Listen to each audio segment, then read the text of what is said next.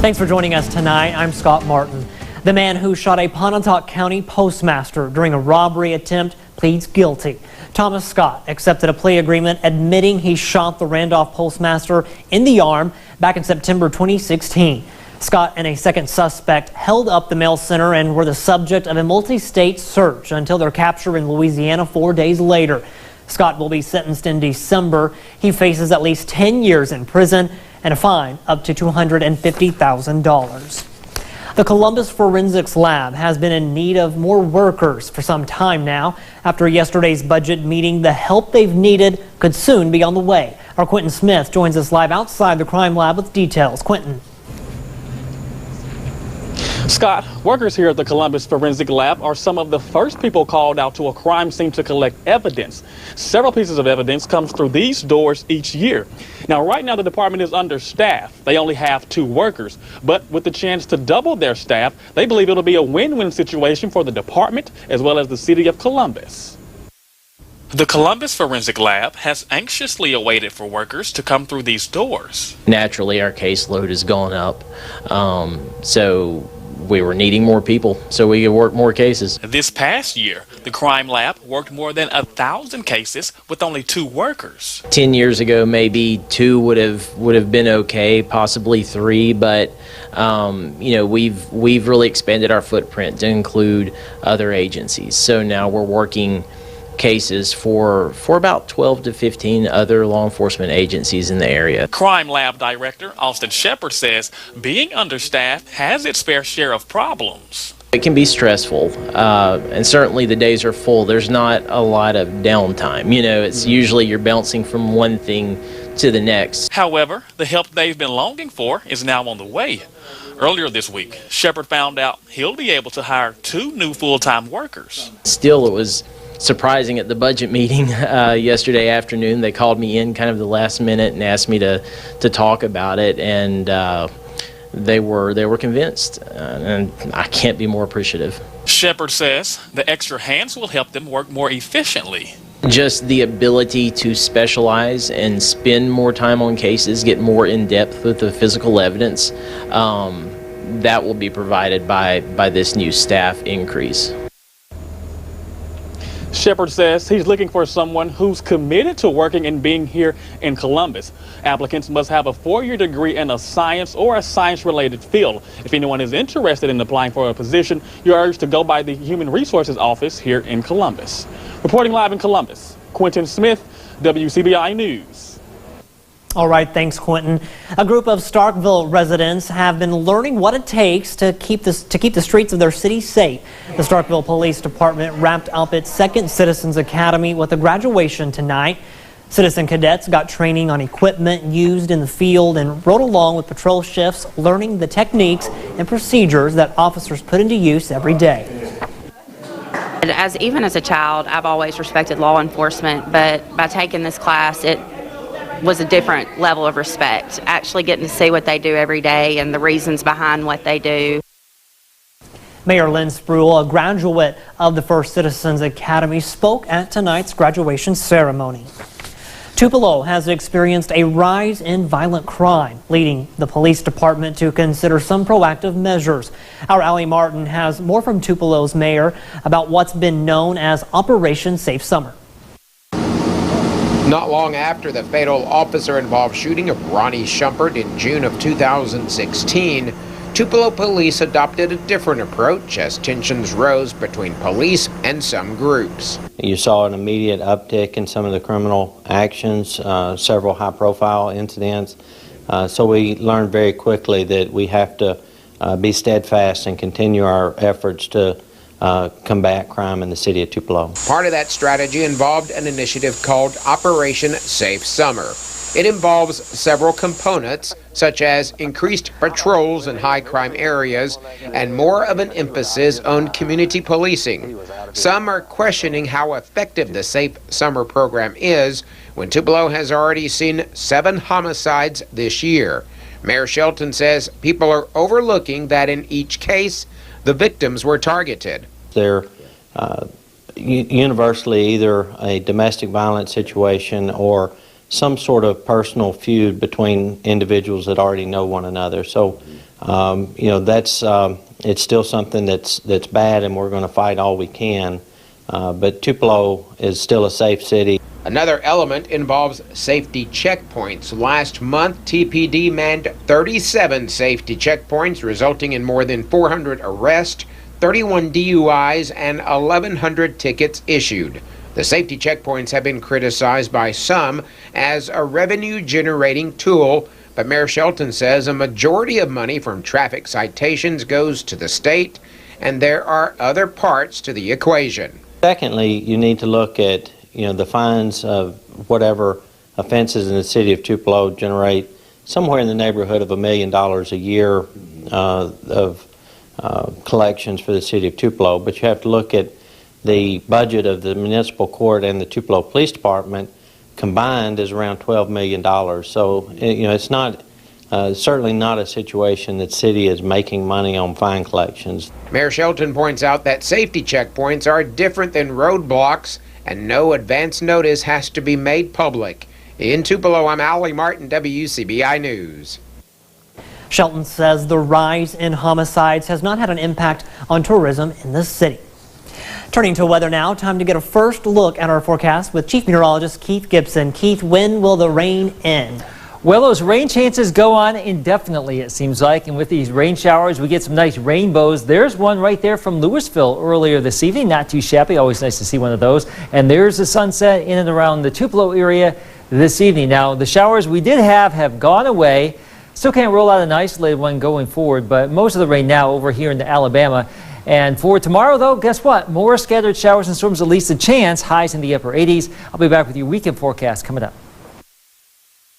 We are preparing for many different alternative events at North Korea. He has disrespected our country greatly.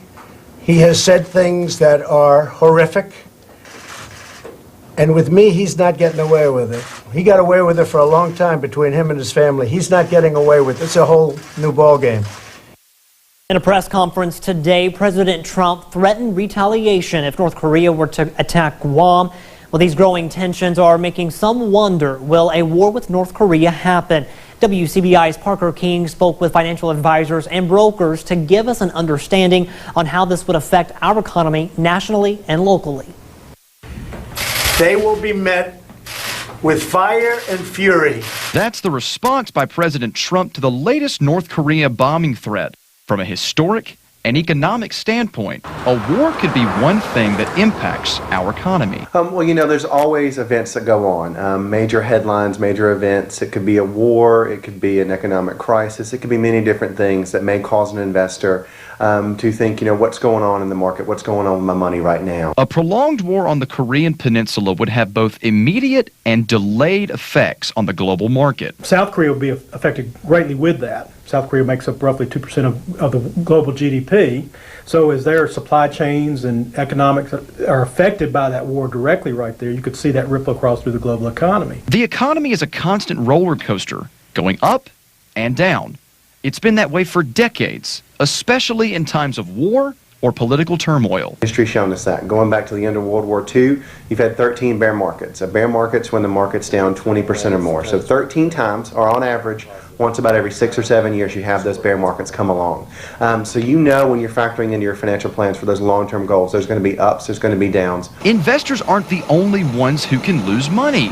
A prolonged war with North Korea could affect gas stations, grocery stores, and especially interest rates on loans. As you look at economies, if they start to falter or struggle, then that affects everybody's pocketbook in some form or fashion. Whether it's affecting manufacturing exports where they can't get things out and across the globe, is it going to push prices up? Is it going to make it more costly? 34, okay.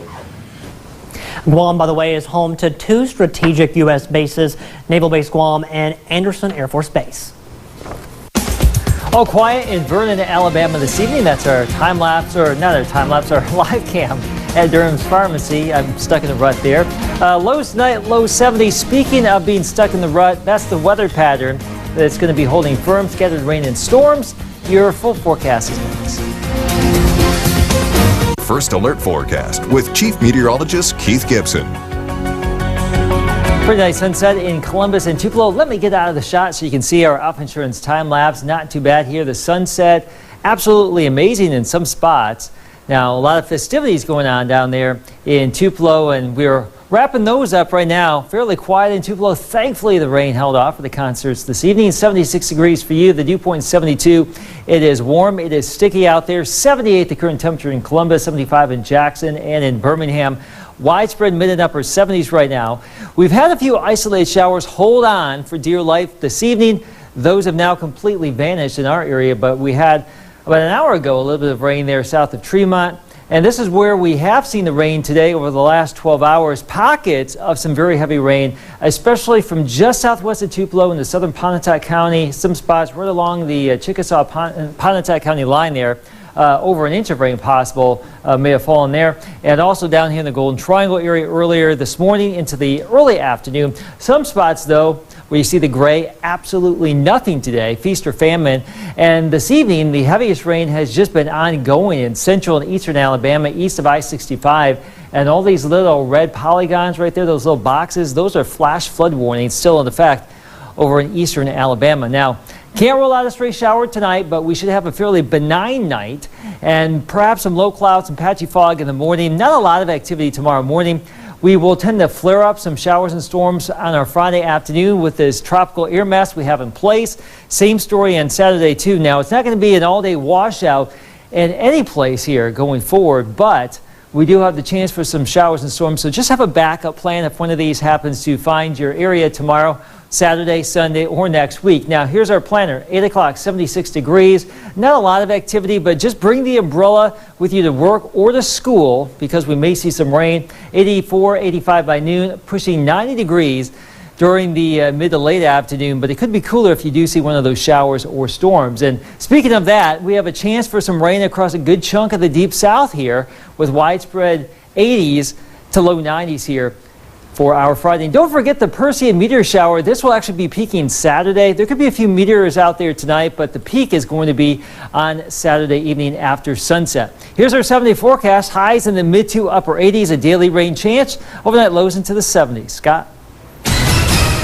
A week from now, we'll be gearing up for the first end zone of the season. Later in sports, we get a sneak peek at some of this year's talent. For first-time mothers and fathers, parenthood certainly comes with its fair share of uncharted waters. Here's a look at what you can expect in tonight's Health Talk with Baptist. What to expect after giving birth. You've been pregnant for 39 or 40 weeks. All this time, you were planning the labor and how you would want to deliver. You've been taking care of yourself, enjoying the growing belly and the glow of pregnancy. Now, after 12 to 20 hours of perhaps exhausting labor, you are exhilarated to find that you have a new family member, the world's most beautiful baby. Now what?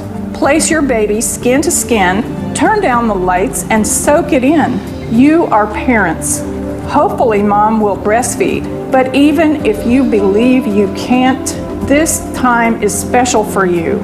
Dads can enjoy the skin-to-skin experience as well. The first 24 hours after birth, you are tired but wired.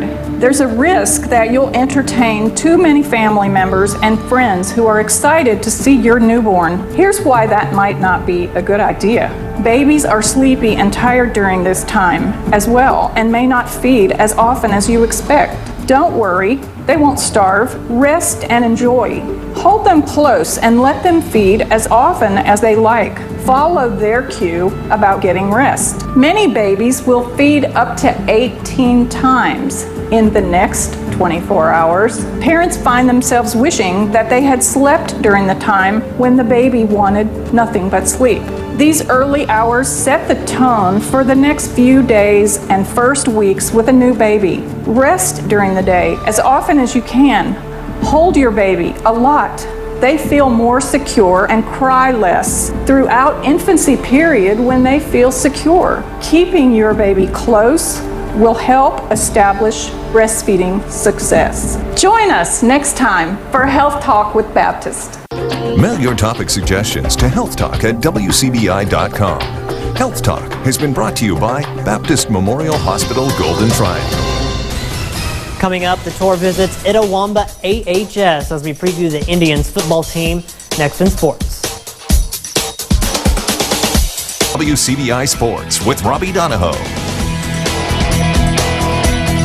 We're 7 stops away from finishing off the 2017 high school football tour. The new season 1 week away from kicking off, technically tonight, since a couple of our teams starting Thursday of next week. It's our last team preview from Region 2 4A as we check in with Itawamba AHS as the Indians are stop 53 of the tour. WCBI 60 Schools in 60 Days is brought to you by Toyota, Let's Go Places, and Emerson Animal Hospital, where your pets are family in West Point. The tradition established at Itawamba AHS has made the Indians football program a perennial power, and they're in the same position as seasons past going into 2017, reloading. Itawamba will have to replace a stout 22-member senior class that showcased the likes of star athlete Caleb Whittle and quarterback Austin King.